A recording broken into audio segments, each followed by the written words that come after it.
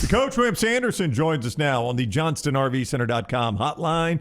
Coach, presented each week by the Rental Works division of Crane Works. Good morning, Coach. How are you? I'm doing fine. I didn't get to see the Super Bowl. I wanted Lance could tell me for the 18th time who won. I didn't know who won. I wondered, Coach, who when thought about having you on today, who you were actually pulling for in that game, because I know you're a guy that has suffered so long with the Cleveland Indians, and you feel bad for a fan base like Cincinnati that has been now to 3 Super Bowls and never won one. At least the Rams had won one in St. Louis back in the 99-2000 season. So were you pulling for Burrow in Cincinnati, or were you pulling for the Rams? Not really. I just kind of watched the game. I thought L.A. would win the whole time. I maybe a little bit for Burrow, not really. I thought the difference in the game, not the difference in the game. I'm not saying this right. But when the pass was dropped by the guy who never drops one, that's going to be a situation where those downs are going to lead to a field goal, at least a field goal. I mean, he catches the ball right in his hands, drops it. I thought that was the biggest play of the game. And if they get down and get a field goal, then naturally they're 7-up and it goes into overtime. Now whether they got a field goal, I don't know. They were really moving the football very, very well on that drop pass. So I thought that was the key. Y'all didn't talk about that much. I listened to you. Are you talking about the Cincinnati drop, the Tyler Boyd drop that would have been a first down? Yeah, it was his only drop of the year. Yeah. It was going to be close for a first down. I thought that was a huge, huge, huge play. But would you give me this, Wimp? Because you're really smart. You know that. If Odell doesn't go down, I don't know if the Rams are really stopped. Probably every other drive, at least 1 out of 3 drives they're scoring. I think the Rams honestly win that game 17, 21 points if Odell doesn't I would go agree, out. And it reminded me a lot of the Alabama-Georgia game. With Jameson. Those guys went, it came back to me where Williams was already out and the other kid got hurt on a completed pass.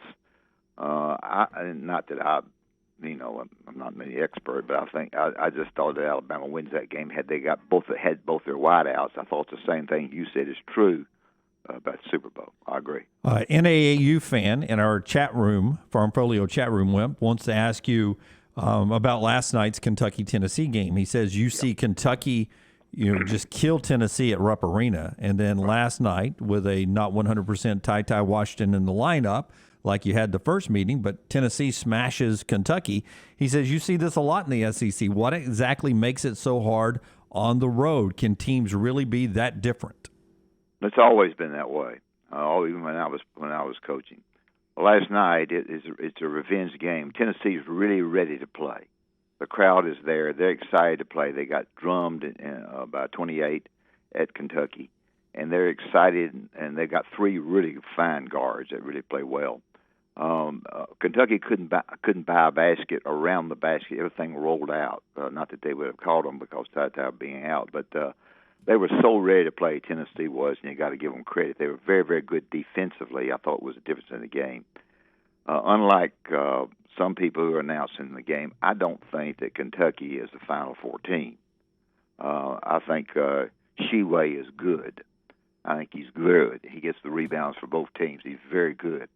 I just don't think he's a dominating guy of shot blocking and really, really being a big guy in the middle that's going to just lead his team to victory. Maybe something like Kessler is at Auburn. I think he's very good. And last night the guards for Kentucky didn't shoot it very well. Give Tennessee credit, and 28-point win by Kentucky, and then Tennessee comes back and blitzes them. So you see that all the time. Go to the free throw line more. Maybe some teams do at home. Not necessarily in that game last night, but they rebounded and played awfully well. The Coach Wimp Sanderson with us on the JohnstonRVCenter.com hotline. Coach joins us each week, courtesy of our friends at the Rental Works division of Crane Works. I know you're really tight with Rick Barnes. He's about to have 750 wins. I don't know that we respect the job he's done in college basketball, enough. He's 20th all-time in wins. 750 is an incredible number. He's only 4 away after last night. Yeah, he was criticized, and he's done well. Clemson, he was great. He got a lot of criticism at Texas because he couldn't won Final Four in all the years he was there. and he wasn't able to really get over the hump there. Getting to the Final Four is getting over the hump, no doubt about that. But just the one time, everybody felt like the state of Texas and the way he recruited that he would get a little bit further than that. But yes, he's done a good job. He did a good job at Clemson. He left me and went to Ohio State, and then he went from Ohio State to George Washington, I believe it was, and then Clemson, and then on over to Texas, and then back. There are not a lot of nice guys in your old profession there. He's one of them, though, isn't he? I mean, he's a genuinely nice guy. A lot of people are focusing on what he's doing for Dick Vitale right now, sending him the daily prayer text and things like that. But that's who he really is. Yeah, you probably know that both of his kids are missionaries. Yeah, I do. In fact, they're missionaries, and he has really gone that way. I don't say gone that way, but he's that way because he's. I think really in talking with him, it doesn't. How to say this to you? It doesn't bother him anymore. It doesn't make him. It doesn't. He just takes one game at a time, and he doesn't worry about it. You're saying his whole self-worth isn't tied up on winning. He's worried about the hereafter. Right. And he's worried about that. He's worried about how his kids are overseas. Yeah. Candy is his wife, and Candy and Nanette were good friends, and so he's I'm telling you what I think. He's worried about eternity. Yeah. He's not worried about, he is worried about them. They don't play well. He's up and jumping on me, and he stays on them all the time. And he's changes coaching a great deal through the years. But that's where his focus lies. Not that he doesn't work on basketball, so don't get somebody. I know what you're saying. His whole self-worth isn't tied up in it. Yeah. I think is what you're saying there. Yeah. Yeah. Mark Richt was like that. Yeah, absolutely. Yeah. I think Mark Richt was. I think Mark Richt was he's a guy that didn't, everybody, every time he said Mark Richt, he didn't recruit well, he didn't get them to where they needed to get, and those kinds of things. But Richt's got a good team. They're going to be, they're fighting right now for the top four in the SEC tournament, which is big because you get a double bye. And I think probably, not probably, Auburn and Kentucky will be in opposite brackets. Tennessee might be. Those three are going to be in the top four for the SEC tournament. I still think to some degree, and I don't know if they can win. I know Lance said they might not. They might be 99. They might be Alabama. The worst schedule of the group, and y'all don't study that way I do, is brutal. Is Arkansas. Listen to this. Arkansas in their final games has 2 games with Kentucky. Two games with Tennessee, 1 game with Kentucky, 1 game with LSU, and 1 game at Florida. My goodness, yeah, it's the most brutal It's the most brutal booger bear you've ever seen in your life. So my point in saying that is, Alabama at 6-6, if they jump to 11-7, which is possibility that they could. Arkansas had a big win last night at Missouri. No doubt about that. You go in there, Missouri's not any good, but they beat you all the time. And so that schedule there of Tennessee and Kentucky, LSU, and Florida is a nightmare for the last 5 games. Wimp, Auburn gets Vanderbilt tonight. Vanderbilt, not a bad team. One of the reasons, Scottie Pippen Jr., obviously Pippen's got the name. He leads the SEC in scoring, almost 19 points per game. If Pippen was playing for Auburn or Kentucky, would he be considered one of the best players in college basketball? Probably. Maybe not quite the way he is now. They continue to brag about how much Vanderbilt has gotten, how much better they've gotten, Lance. Well, crap, they should have. They were terrible. I mean, there's no points for Vanderbilt to be that way. You've got to go out and you've got to recruit, and you've got to get your guys better. To brag about them being better is fine because they are better, but they're better from what? I think Pippen's awfully good player. He's a kind of a game changer, and he'll do a good job against Auburn. He's not going to beat KD, and he's not going to beat Green, although Green hadn't shot very well. Auburn guards are very, very good, and the 3 guards last night for Tennessee played together super well. People are going with smaller teams now, and not necessarily people, but Tennessee did last night, and they've got 3 really good guards that really played well last night. But the perimeter play is so important in the game of basketball. We've gone away from post play. We don't have post play. They'll throw it inside occasionally. Everybody will, but it's not a post game anymore. It's a wide open dribble drive, get cheap baskets kind of game and shoot threes. Yeah, and I will tell you though, much like we thought we got away from defense ended up being pretty important for Georgia to win the national championship, and we may have the best teams in the country this year, having some really big presence underneath the block shocking shots of Walker Kessler and guys like that around the country. Couldn't make up the Final Four. Looking forward to the tournament as we talk with Wimp Sanderson here last night. Coach K didn't coach the second half, wasn't feeling great all the way during the game.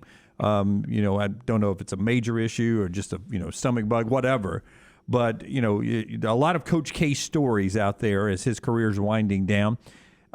Him and Bobby Knight. Bobby was his coach, right? Or did he coach with him in Army? Yeah, I knew all about that. I know all about that, and I read that article. Gosh, what a long article that was, and so much, and so many truths in that article, and I know some about it. So they're not friends anymore? Is that thought they patched it up. Well, no, there's let me put it to you this way: there's ego on both sides. Right. That's the honest truth about it. There's a big ego on both sides. And he played for him at West Point. Right. And Bobby's one of these kind of guys that if he thinks of a funny thing to say about you, I played with golf with Bobby. I've known him a long time. I'm not bragging about it, I just do. Yeah, he would take some jabs at you, wouldn't he? Yeah, he would take some jabs at you. And one of the worst things that ever happened to me when I was at Little Rock, I went with Joe Ford. Joe Ford is a good friend of mine. I won't make this too long. And Joe Ford and his son invited Bobby and I to go to Augusta and play golf. Well, naturally, we jumped right on there and went and played.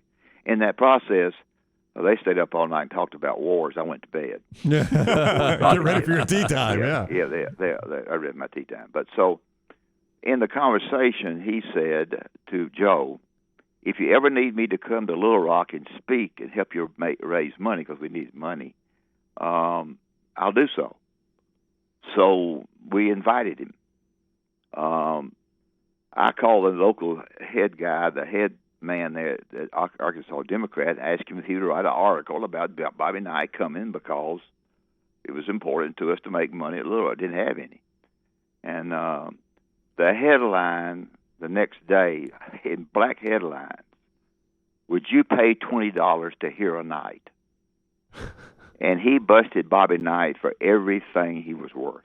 Oh, my. Oh, it was unbelievable. He busted him about everything. Everything he ever did wrong, everything he did wrong, he did a lot of Well, did people pay $20 to hear a Knight? Well, the problem was that Joe Ford had a lot of airplanes. He picked Bobby up. I don't know where it was. I go out to pick Bobby up. As Bobby walks off the plane, he hands me the paper. When they picked Bobby up, they had the morning Arkansas Democrat in the plane, and he says, "What is this crap here?" And they had the worst behind the scenes mess you've ever seen. We had a fairly good crowd to hear him, but it really killed our crowd a lot. And it was one of those things that it was bad. I'm going back to Little Rock to speak the 28th of the month. And I don't know if I'll bring that up or not, but it was. I would. It was. That's a good story. That would have made me want to see him more. I know. Yeah. I think so. Was it Bob Holt? Bob Holt didn't do that, did he? Bob Holt's been there forever. Was that who wrote it? No, it wasn't Bob Holt. It was the other one. No, Okay. I think his name. Yeah, I forget his name. Is he dead now? No, he ought to be. No, I shouldn't. Wow. Hey, That's my fault. I set you up. I knew how you were going to answer that. that one I right set up it on. up. Yeah. I know you're I not. should have said that. May I apologize for saying that. He's still alive. Last time I went to see him, I saw him in church. Well, there you go. There you go. All right, good. Good for you, Wimp. Speaking of dead, is Mike White now dead with Florida? He's hurting. I don't know whether the people that they got. Boy, that program is falling apart, man. Well, Castleton being hurt has really killed him. He's got a really bad left arm, and he really is not full. I think that will save him. To answer your question, I think that will save him. Yeah, I think the biggest problems we're having right now will be at Georgia. with people losing their jobs. There's a lot of talk at Mississippi State, but I don't really know. Oh, so Howland could be? That's my guy at Well, Georgia. I'm I here was to wrong tell on you, him. Wimp, I was over Wednesday night for Alabama Ole Miss, and there was zero buzz around Ole Miss. Place was three-quarters empty for Kermit. He's had a bunch of guys injured. Kirby. He's had a bunch of people injured. Kind of interesting about the three-point shot. Mississippi State shoots the least threes of anybody in the league. Second to that is Kentucky. The three-point shot brings in brings in fans. They like that. They love that. And secondly, it helps in your recruiting. And because everybody thinks they can shoot threes, and everybody's inside and wants to play outside. So I don't know what's going to happen. I don't know if anything's going to happen in State. I don't even say that, but that's kind of Georgia probably going to make a change. All right, he is the coach, Wimp Sanderson. He is with us each week on the JohnstonRVCenter.com hotline, courtesy of the Rental Works division of Crane Works. Well, Rental Works, the division of Crane Works, has all the equipment you need for a DIY projects, from chainsaws to skid steers. David Upton has a expert team of salesmen, equipment operators to help you with your next project. Give them a call and visit craneworks.com for more information. And that's about all for today. And hope you all have a good week. Thank you, Coach. Love you. All right. Thank y'all. Love you. Bye-bye. Bye-bye. That is the Coach Wimp Sanderson with us on the JohnstonRVCenter.com hotline.